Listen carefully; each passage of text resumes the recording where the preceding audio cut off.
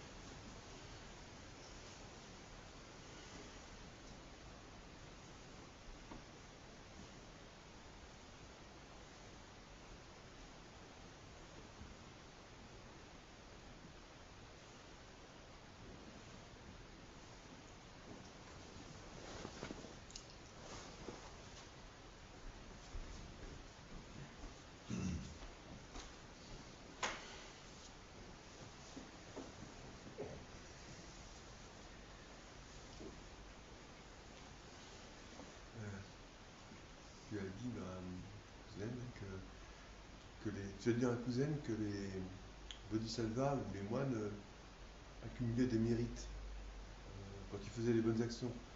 Mais quelqu'un qui n'est pas bodhisattva ni moine, il peut quand même accumuler des mérites. Oui, certainement. Il faisait la comparaison du bodhisattva avec l'homme du commun en disant que même si vous... Bon, en général, quand on pratique,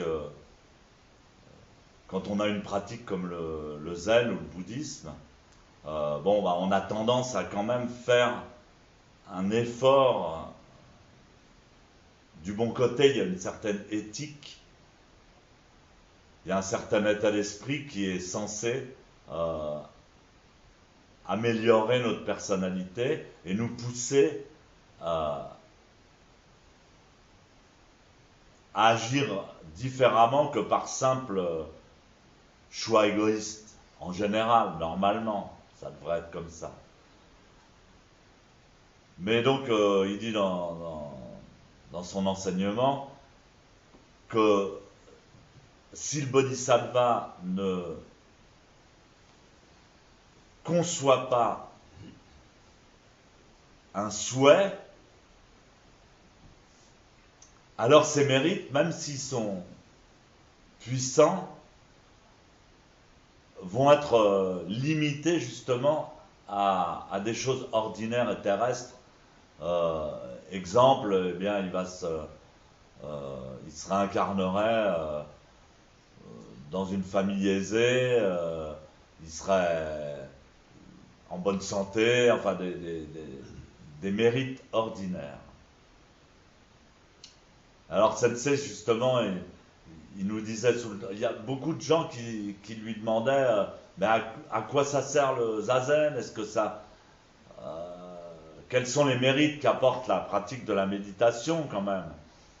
Et Sensei répondait toujours, justement, les mérites du zazen sont infinis. Alors évidemment, infini, illimité,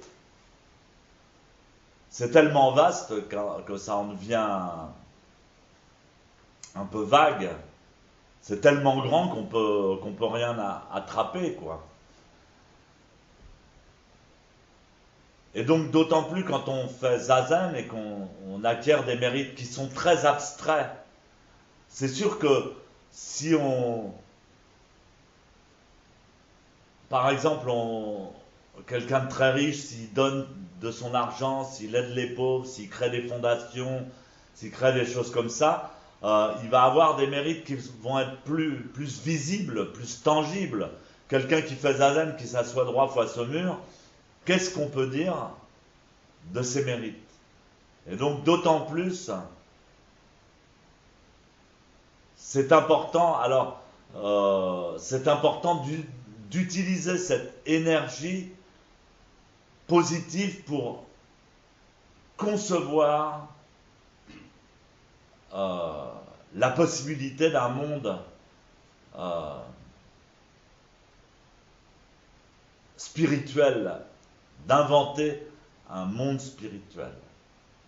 Et donc c'est après Dogen par sa poésie il cite Bouddha qui disait ouais moi dans mon champ de Bouddha, dans mon monde futur, il y aura des choses j'aurai un monde avec des montagnes. On suppose qu'il a inventé le concept de montagne parce qu'il peut très bien y avoir un monde. Justement, j'ai déjà lu des textes où il disait il avait créé un monde de Bouddha qui était tout plat. Et il trouvait ça super bien parce qu'il y avait, pour faire du vélo, c'est génial, quoi. Parce qu'il n'y a jamais de côte, ni de descente, c'est régulier, et tout ça. Alors il y en a qui ont créé des mondes avec des pierres précieuses partout, qui brillaient, qui luisaient, etc. Des mondes avec deux lunes, avec deux soleils, je ne sais pas.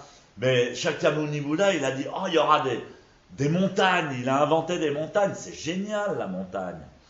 Et sur ces montagnes, il y aura de la neige. Et ça représentera le symbole du zazen. Et donc, ces mérites, il les a concentrés dans une réalisation dont nous, aujourd'hui, on est censé profiter. Voilà.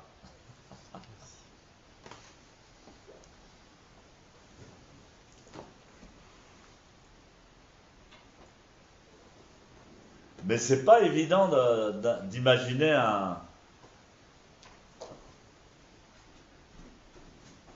de concevoir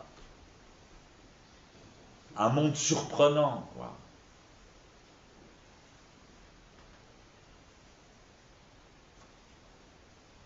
Des fois, on a l'intuition de ce qu'on cherche, de ce qu'on aime, mais c'est pas très clair. Et moi, je pense que dans cette période de temps, dans cette période de l'humanité, je pense fondamental qu'on conçoive ensemble concrètement un monde qu'on souhaite vivre. Enfin, je pense que c'est un moment très important, quoi. C'est un détail très important.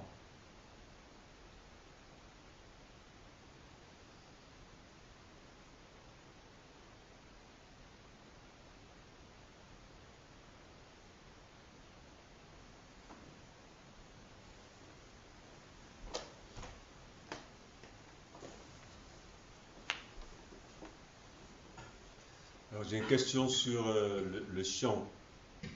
Est-ce que tu peux nous donner des conseils comment chanter, comment utiliser la voix et aussi comment être concentré, comment utiliser l'esprit pendant qu'on chante? Ouais, la voix, moi j'ai beaucoup fumé et donc j'ai la voix un peu éraillée, donc je peux plus chanter. Ma voix n'est plus un exemple, bon, mais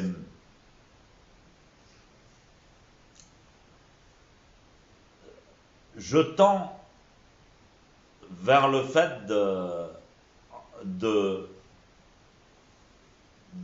déposer la respiration.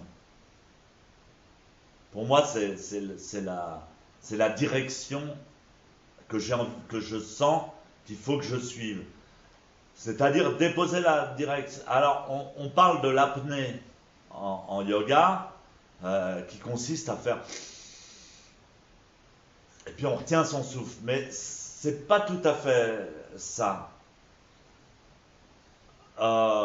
C'est d'arriver à poser vraiment, à poser la respiration de manière à ce qu'elle s'arrête.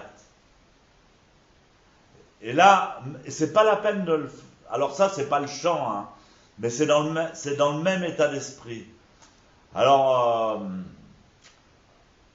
bon, le chant, il y a une certaine manière de positionner sa voix. Moi, je te dis, j'ai la voix un peu éraillée. C'est pas la peine de vouloir descendre tout le temps dans les basses. Et souvent, par exemple, pour le Fukan Zazengi, j'essaye de démarrer relativement aigu, c'est-à-dire avec une voix. Par exemple, moi, quand je chante des sutras, on a l'impression que j'ai une voix grave. Mais la réelle tessiture de ma voix n'est pas grave puisque je suis baryton léger, donc j'ai une voix relativement aiguë en fait.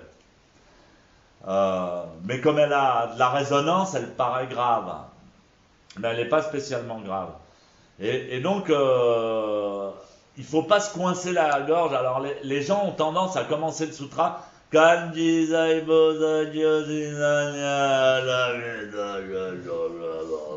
la fin du sutra, ils sont trop bas. Ils n'arrivent pas.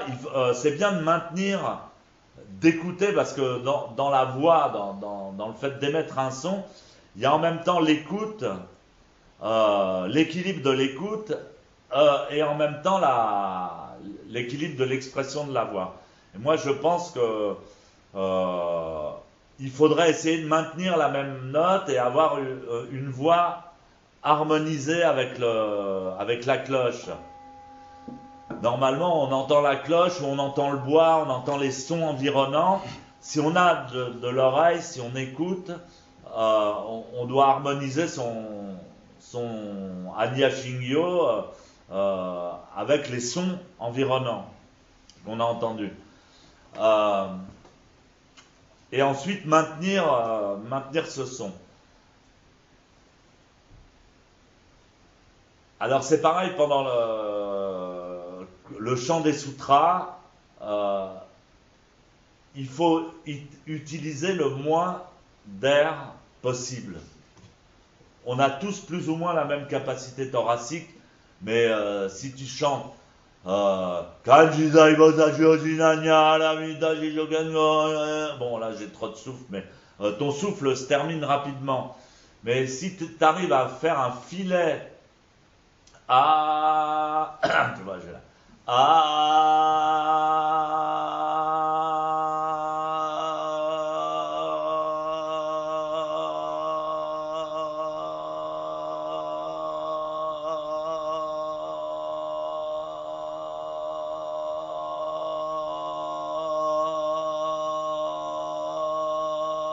je vais la voir un peu éraillée parce que j'ai arrêté de fumer, mais tu utilises en fait un filet, et plus tu es capable de maintenir ta respiration dans une apnée calme, je dirais, plus tu es capable de sortir un très petit filet d'air sans t'essouffler, tu vois. Et donc pour moi c'est ça qui est important. Et alors donc on peut s'entraîner à la respiration pendant les sutras. C'est pas la peine de chanter si fort que ça. C'est pas la peine de chanter si fort. Je pense qu'il faut essayer de garder la tonalité et d'utiliser le moins d'air possible et de trouver un espèce de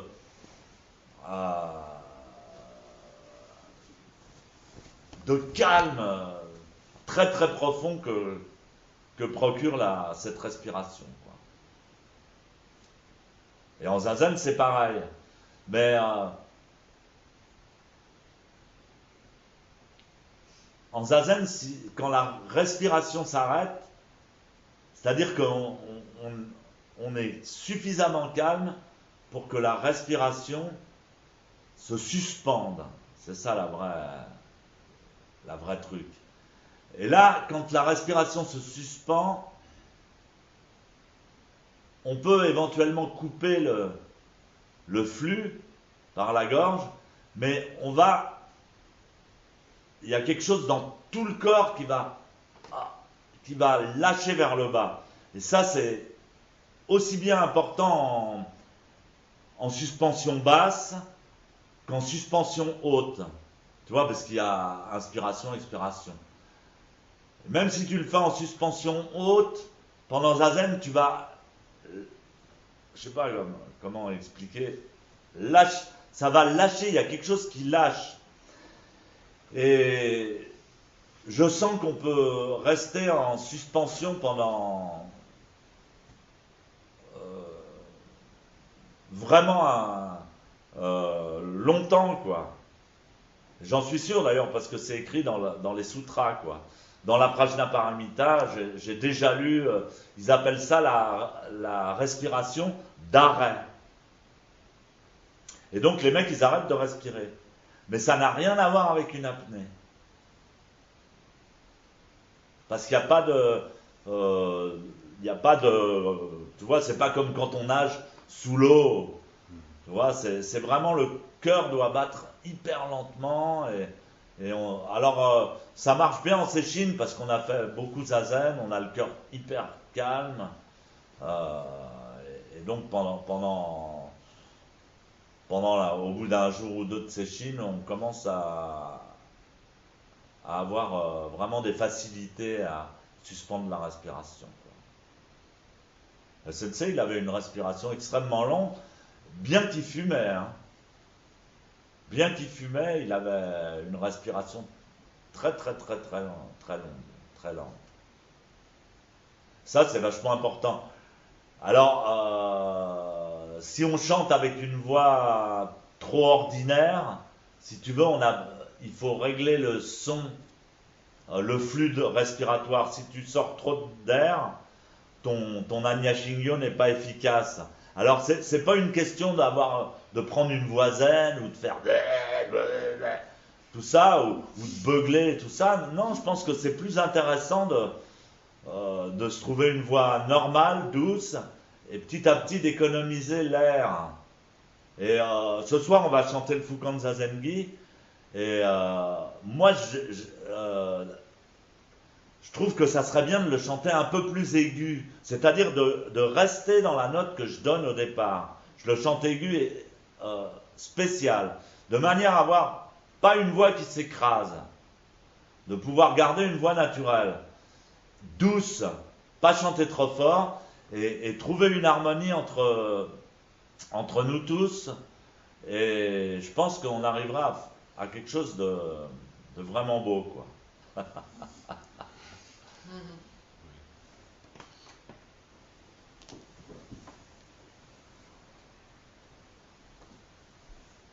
Ouais.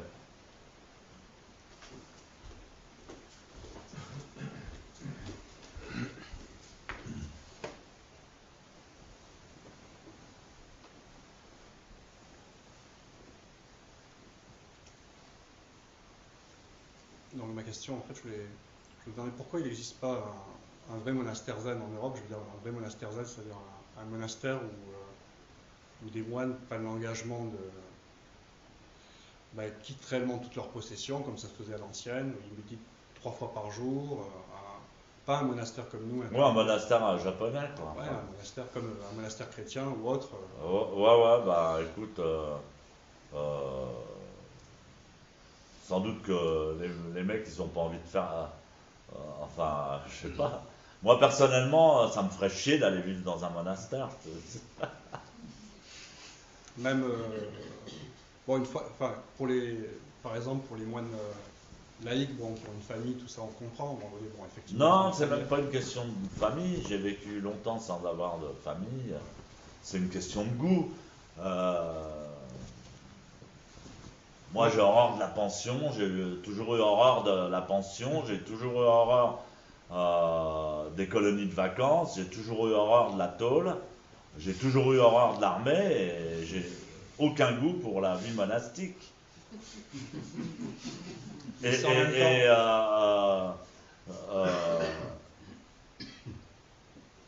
c'est drôle parce que j'ai jamais cherché ça. Moi, j'étais en admiration devant mon maître zen et j'ai suivi son délire et tout ça et il a dit ouais, vous devez devenir moine. Je suis devenu moine, mais la première fois où je suis allé au temple de Heiji, je me suis posé la question, mais j'ai rien à voir avec, j'ai pas du tout attiré par ce genre de truc. Alors j'adorais cette. Mais il y en a qui sont attirés. par ce truc. Ou bien même pour passer un an dans un monastère, etc. Ou pour le truc japonais, ou les trucs chrétiens, les monastères chrétiens, etc. Ouais, moi, en fait, je dis ça. Je suis étonné que, effectivement, que ça se crée pas. À la Gendreau, ils peuvent peut-être le faire maintenant. Il y a plein de Japonais. Ouais, mais ça reste quand même, c'est quand même limité à, tu vois, à 2 zazen par jour. C'est pas, et puis les mecs ils disent bon 6 mois, 1 an, et après ils partent. C'est pas un engagement total comme tu peux faire à un moment donné. Bon, ben, je renonce à toutes mes possessions. Ouais, mais il y avait, je peux pas t'expliquer.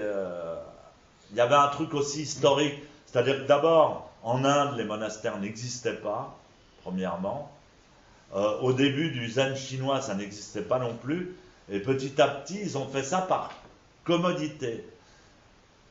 Et comme il y avait très peu d'argent, enfin il y avait beaucoup de famine, beaucoup de problèmes de nourriture, etc. En fait, les pauvres, les gens qui étaient pauvres et qui avaient peu de revenus, ou qui avaient trop de mômes, tu vois, genre le mec il avait 5 mômes, il en foutait 2 dans un monastère, et donc la discipline devait être très rude, parce que sans ça tout le monde voulait y aller, quoi. Tout le monde voulait y aller parce qu'il y avait à bouffer 2 fois par jour, et puis une vie relativement protégée, on était protégé des bandits, etc., etc. Donc voilà, maintenant il peut y avoir des gens qui ont un goût à vivre en communauté, etc. Et puis alors vaut mieux que ça soit une communauté non mixte, parce que sans ça il y a plein d'histoires de cul et tout ça, tu vois, de jalousie, de machin, de ma nana qui me trompe avec un tel et tout ça. Enfin, faut gérer, quoi. Donc ils faisaient des trucs non mixtes. Mais alors, bon, ils étaient pédés, ça les empêchait pas. Non, mais peut-être que ça s'aborde. Et donc, c'est un truc qui s'est adapté. Alors, ensuite de ça, ils étaient subventionnés par l'empereur, tu vois. Donc, c'est l'empereur qui disait, bon, ben, je vais faire construire un monastère là, tac, il faisait construire un monastère là. Donc, ils étaient subventionnés par l'empereur. Donc, il y avait des règles hyper strictes. Et les gars, ils devaient s'engager. Ça pouvait pas être un truc où on rentrait, où on sortait. Bon, c'était adapté à la réalité de l'époque. Voilà, quoi. Je dis ça en fait, si tu veux, parce que bon, par exemple, je fais un camp d'été d'1 mois. Par exemple, je le fais ici, bon ben, je suis pleinement épanoui, heureux. Je le fais en Argentine 1 mois, bon, pareil, idem. Et quand le camp d'été se termine, ben, j'ai les boules. Ah bon? Ouais. Pas moi. Ouais, j'ai vraiment les boules. Et je suis pas le seul. Il y en a d'autres aussi qui ont les boules. Ouais. Parce que c'est 1 mois où je suis vraiment. Ça me Ouais, complètement, tu vois. Et donc, je me dis. Donc, ça fait 11 camps d'été que je fais avec toi. Et à chaque fois que ça se termine, j'ai les boules. Bah, je préfère que t'aies les boules quand ça se termine plutôt que t'aies les boules parce que c'est trop long, tu vois. Donc je me dis, ok, mais alors je me dis, et je vois après comment je me situe dans la ville. Bon, même dans la ville, tu vois, je pratique. Non, mais etc. peut-être que toi, t'as un truc que tu voudrais vivre dans un monastère, etc. Tu serais très heureux là-dedans. Parce que par exemple, je vois dans la ville, toute mon énergie, enfin la ville, elle me bouffe mon énergie, elle me pompe mon énergie, tu vois. C'est-à-dire que tu dis à un moment donné, bon ben ok, aujourd'hui les moines laïcs, s'ils arrivent à pratiquer, etc. Non, mais bon, c'est vrai que la ville, c'est difficile. Enfin, il y a une difficulté que tu auras dans la vie et tu en auras une autre ici. Hein. Parce que, ok, le camp d'été, tout ça, avec le bar le soir, machin truc, tu vois. Mais, je veux dire, tu auras une autre difficulté à vivre sans arrêt. Enfin voilà, moi, je sais pas. Moi, je me souviens, mon oncle, il voulait tout le temps. Il voulait tout le temps que j'aille à Edgy. Il me dit, mais moi, je passerais bien 1 an à Edgy, là. Je dis, ah bon. Alors, il me dit, mais pourquoi toi, t'es jeune, là, pourquoi tu vas pas à Edgy passer 1 an, là, dur de dur, et tout ça. Je dis, bah, vas-y, toi, si ça te branche, moi, ça me branche pas du tout, quoi. J'ai passé 2 jours, ça m'a suffi. Non, mais je dis que, en fait, je pense que voilà, parce que ça permet vraiment de se concentrer, de pratiquer. C'est-à-dire que, tu vois, quand on passe un mois ici, par exemple, tu vois, un mois en Argentine, on est vraiment concentré et on pratique. Et, Ouais, ouais. bon, Moi, à ça la pose fin pas de d'un mois de problème. camp d'été, je suis fatigué. Je suis vraiment fatigué. Moi, je suis plein d'énergie. Non, mais après, bien sûr, ça donne de l'énergie. Après, j'ai vraiment d'énergie, justement. J'aime bien après. Euh, mais, mais je suis fatigué du groupe, de, cette- de, de cette promiscuité, des histoires qu'il peut y avoir, d'être responsable, des phénomènes, euh, euh, voilà, je suis content que ça. Moi, pour moi, c'est parfait. Mais bon, ben voilà. Donc, bah, ouais, je sais pas quoi. Moi, je Je pense pense pas de que. recherche, mais. Ouais, mais bon, bah peut-être que ça viendra. Si tu peux venir vivre ici, si tu veux. Loïc, il sera super content. Non, mais tu vois, par exemple, dans les années 70, on s'est, bon, tu vois, on s'est vu dans la famille, c'était trop limité, donc les gens ont vécu en communauté, etc. Là, par exemple, tu parlais tout à l'heure d'inventer Oh. un autre Oui, oui, style oui, de vie oui, commune, oui, etc. oui, oui. Bon, Inventer oui, enfin, inventer des nouveaux paradigmes de réalité, bien sûr.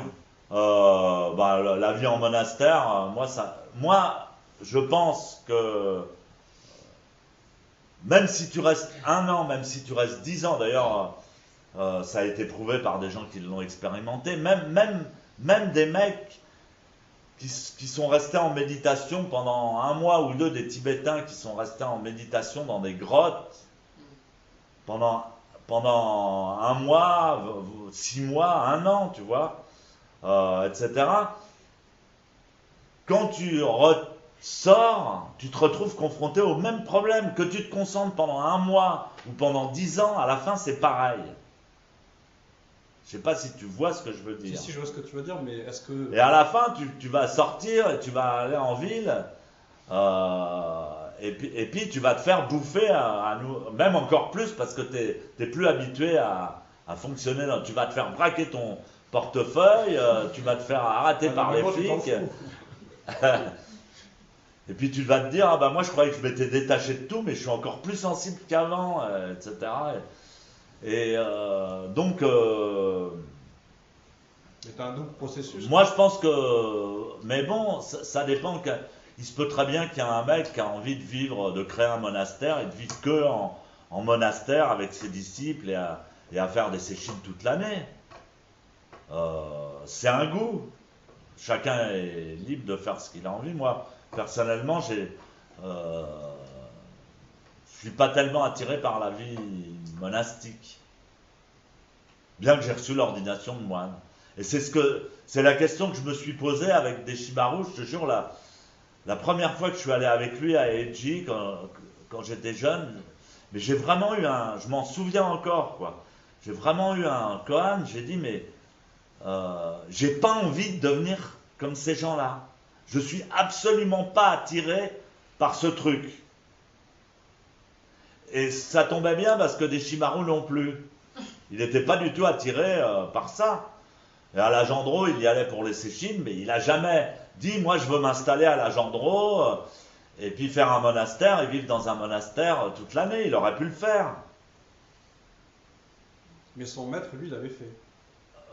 Son maître, lui, quand il était vieux, on lui a offert un monastère, il n'en voulait pas. On lui a offert un monastère.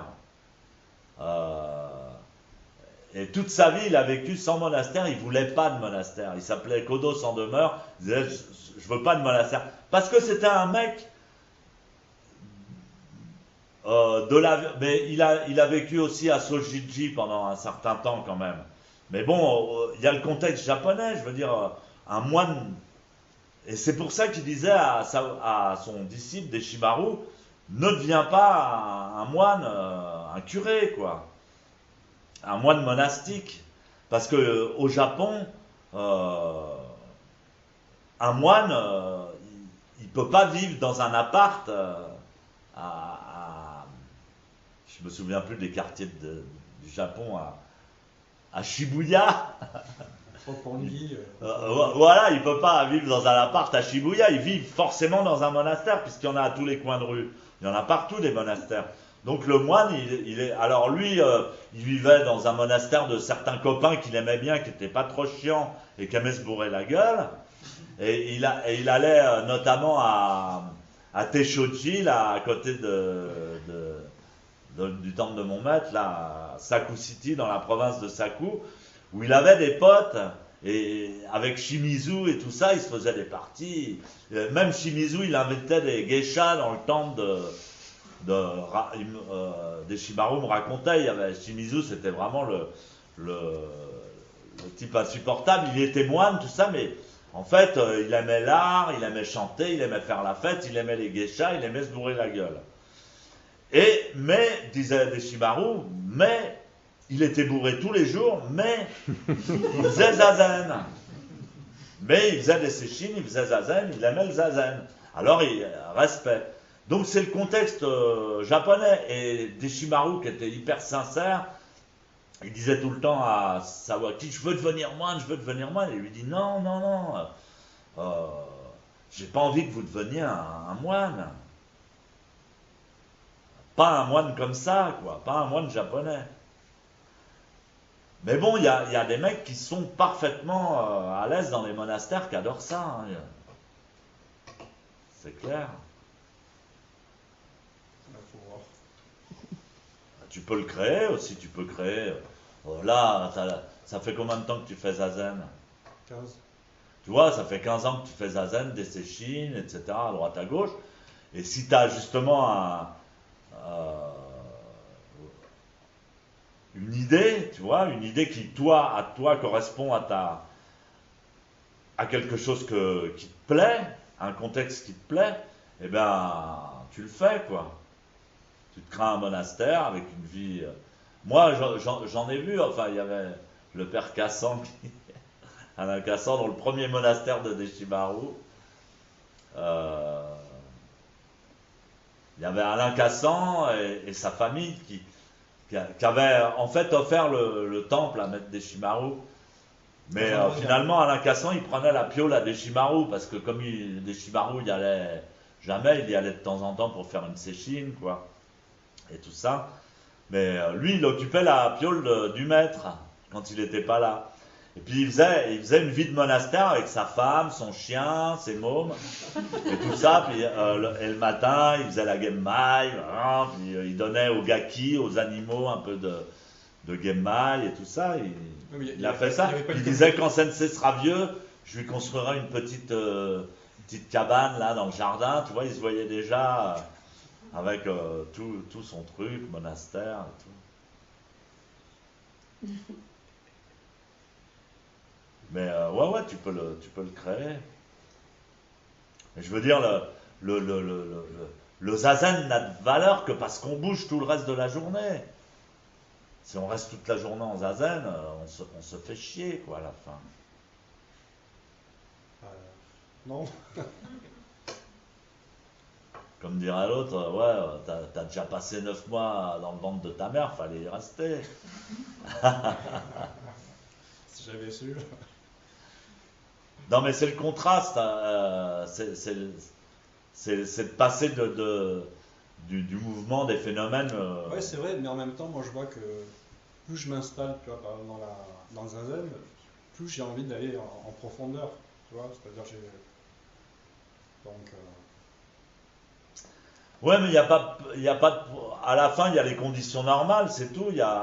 Justement, à la fin, le satori, il existe que parce qu'il y a l'illusion. Il n'existe pas en soi-même.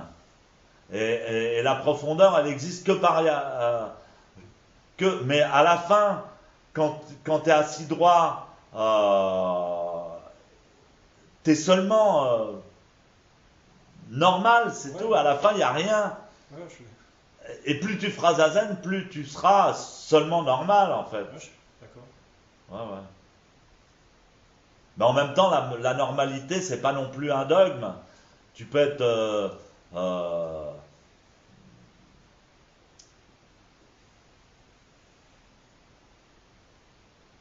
c'est vrai que dans la vie quotidienne, on se dérègle et on affronte. D'ailleurs, c'est vraiment drôle parce que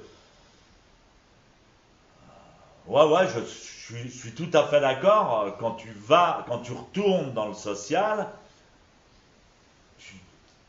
tu perds ce truc magique, enfin cette conscience vraiment profonde de la nature éternelle, de l'esprit éternel qui est le nôtre, et tu perds des trucs dans des phénomènes, etc. Je me fais happer par Internet, je me fais happer par... Oui, tu te fais happer par... toutes les conneries, je me fais happer par... Et donc le zazen quotidien est aussi important. C'est-à-dire que tu te fais happer par tes trucs, tu fais tes machins, tu as tes soucis, tes problèmes d'argent, tes business, tes trucs, mais tu t'assois et tu te dis ah ouais, mais l'esprit il est toujours là, quoi. Ça, j'arrive le matin, mais le soir, je fais le matin, puis quand je me lève, boum, là, je fais zazen fabuleux, mais après, dans la journée, je perds toute la... Le soir, faire un zazen, si j'ai pas une discipline, tu vois, comme ici, bon, bah, ça devient compliqué, quoi. Ah ouais, bah écoute, viens à toutes les séchines, qu'est-ce que je te dis? Non, mais si tu prends les séchines de Roland Reich, les séchines de moi, les séchines de la Gendreau, et tout ça, tu peux faire toute séchine.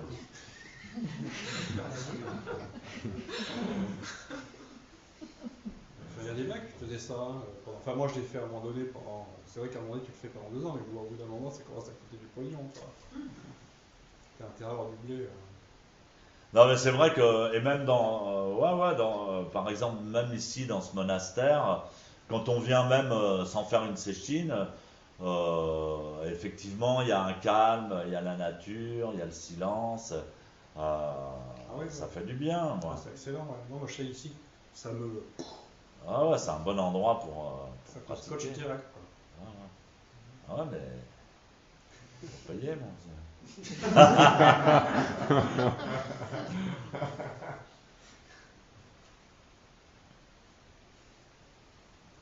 Et même le samou, il n'y a pas que le zazen, le samou, ça fait du bien, quoi.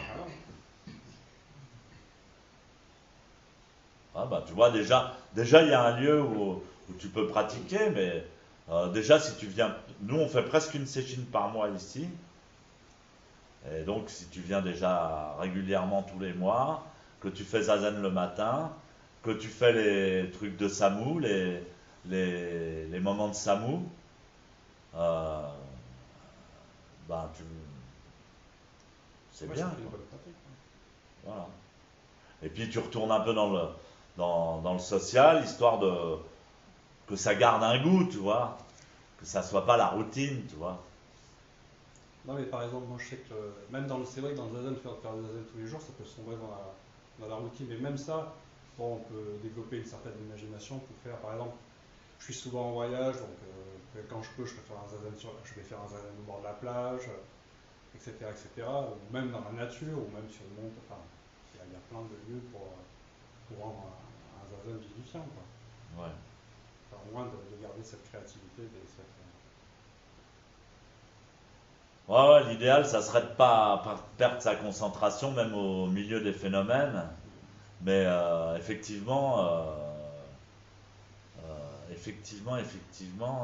enfin moi, j'ai pas l'impression d'y être vraiment arrivé, quoi. C'est-à-dire que je me laisse embarquer, pareil. Mais Sensei, il aimait bien les phénomènes. Et quand il y avait des phénomènes, il était tout content. Il disait ah là, phénomène, il y a des phénomènes. Alors il créait des trucs, il disait un goût de phénomène. Alors il se foutait super en colère, il commençait à gueuler et tout ça. Il y a un mec qui pétait à moitié les plombs et tout ça. Il dit ah, goût de sciateur, goût de phénomène et tout. Il était super content, quoi. Je veux dire, chacun a sa sensibilité, mais si tu peux pas bouger ton cul de ton zafou sans dire ah mon Dieu, je suis déconcentré et tout ça, il faut tout le temps que j'y revienne. Il y a plein de. Moi j'aime bien arrêter de faire zazen plusieurs jours. C'est un truc que je faisais pas dans ma jeunesse parce que très tôt dans le zen, j'ai pris la décision de pratiquer. J'ai dit je pratiquerai tous les jours. Au début où j'ai commencé zazen. Je dis à partir de maintenant, j'avais lu le vrai zen et tout, je pratiquerai tous les jours quoi qu'il arrive. Et pendant des années, j'ai pratiqué tous les jours quoi qu'il arrivait. Même le lundi, c'était au san, et je pratiquais tout seul zazen. Bon.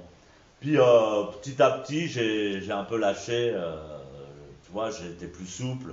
Comme je pratiquais beaucoup de séchines, beaucoup de machins, etc. J'ai dit cool. Mais en fait, ça me fait beaucoup de bien des fois de ne pas faire zazen pendant 3-4 jours. Oui, parce qu'après tu retrouves le goût. Non, et de ne pas faire zazen et de dire, écoute, j'ai pas fait zazen, mais je suis vachement concentré. Je suis complètement, et je regarde et je suis aussi concentré que si j'avais fait zazen. Et puis j'ai d'autres pratiques spirituelles, par exemple, on parlait des vœux, des prières, des trucs comme ça que je pratique dans ma vie, je crée ma journée, qui sont des pratiques où tu te mets bien dans un coin et où tu es concentré, tout ça. Et puis je dis, mais je suis autant concentré qu'en zazen. Et même je me demande si zazen ça me donne pas trop d'énergie parce que là quand je le fais pas j'ai l'impression d'être plus calme même. Tu vois, et en fait tout va bien. Et puis au bout de 3-4 jours, pam, je reviens au dojo, je m'assois en zazen, et là je dis waouh. Et c'est incroyable parce que j'avais même oublié comment je respirais en zazen, j'avais oublié tout. En 4 jours, j'avais oublié tout de la respiration, des choses de l'intimité que j'ai avec mon zazen. Et c'est en faisant zazen que je me rends compte que effectivement le zazen c'est une dimension merveilleuse, quoi. Mais les mérites sont infinis. C'est marrant, ils sont infinis, quoi. C'est-à-dire qu'il n'y en a pas de mérite. Il y en a tellement qu'il n'y en a pas. Et donc, même si tu restes 10 ans dans un monastère à faire un gyoji tous les jours et que tu es super bien et tout ça, super génial, tu vas sortir, tu vas te retrouver dans la ville, tu vas te trouver une nana, tu vas créer un karma, et voilà, c'est comme... Ah non, mais c'est sûr, par exemple, quand tu restes un mois ici, tu ressors, tu vas à la ville, etc. Mais oui, tes sensations sont décuplées.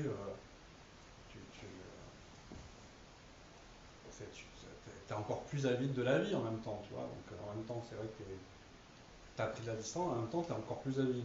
Donc c'est vrai que c'est des doubles mouvements. Ouais, parce qu'on peut pas séparer les deux. On peut pas séparer les deux. C'est pas possible. Sans ça, le reste n'existerait pas. Il y aurait que des moines sur Terre. Si le reste existe.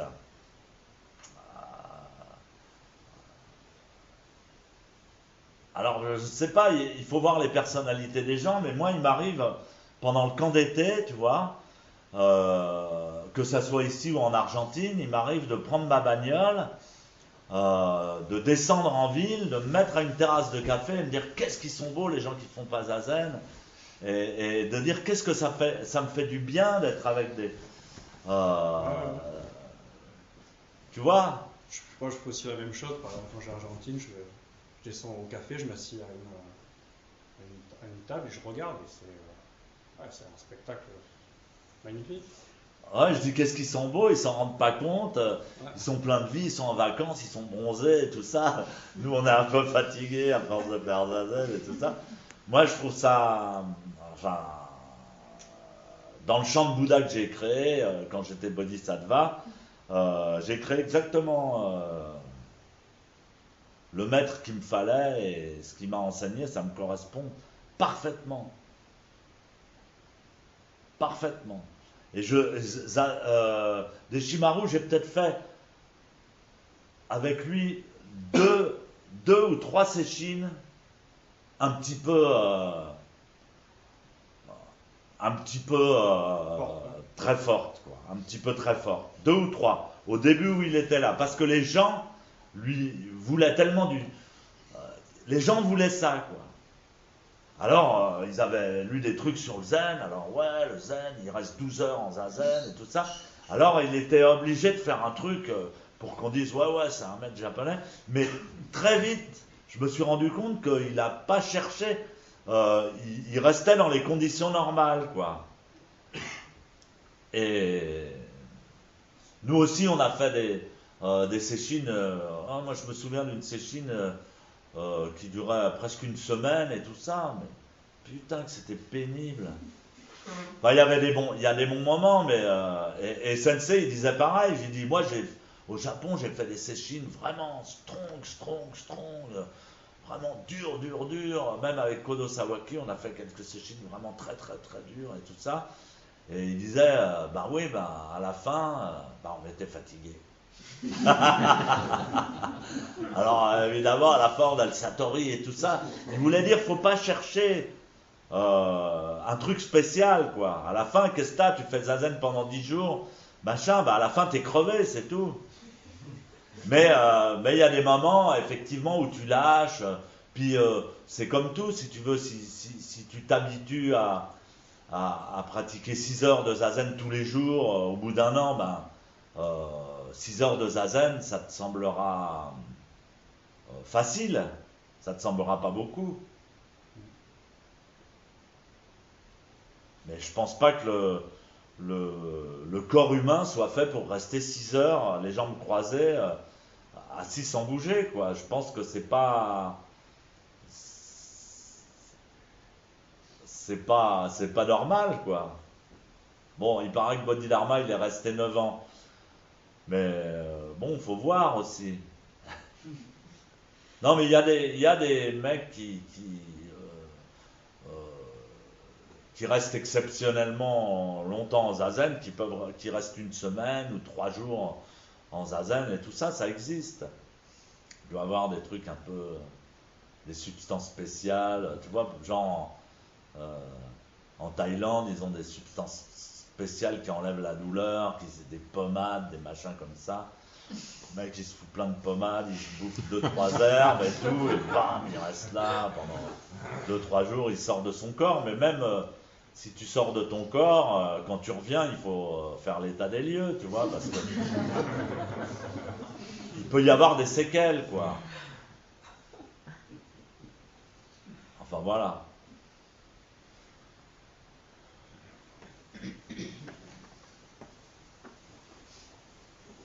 Negawaku wa kono kudoku o mote amane kui sai ni o yoshi.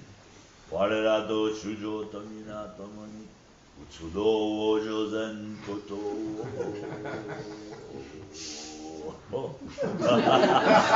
Qu'est-ce que tu fais?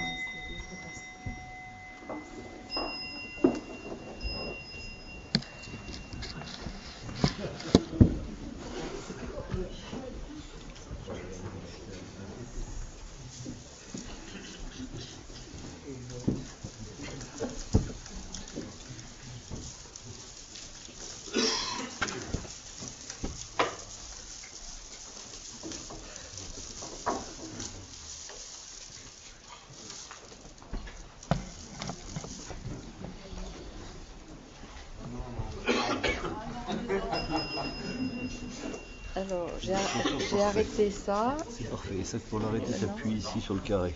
D'accord. Voilà, et ça fait data save et c'est bon. Voilà. Et l'autre, Et celui-ci pour arrêter. alors celui-ci pour l'arrêter, alors tu fais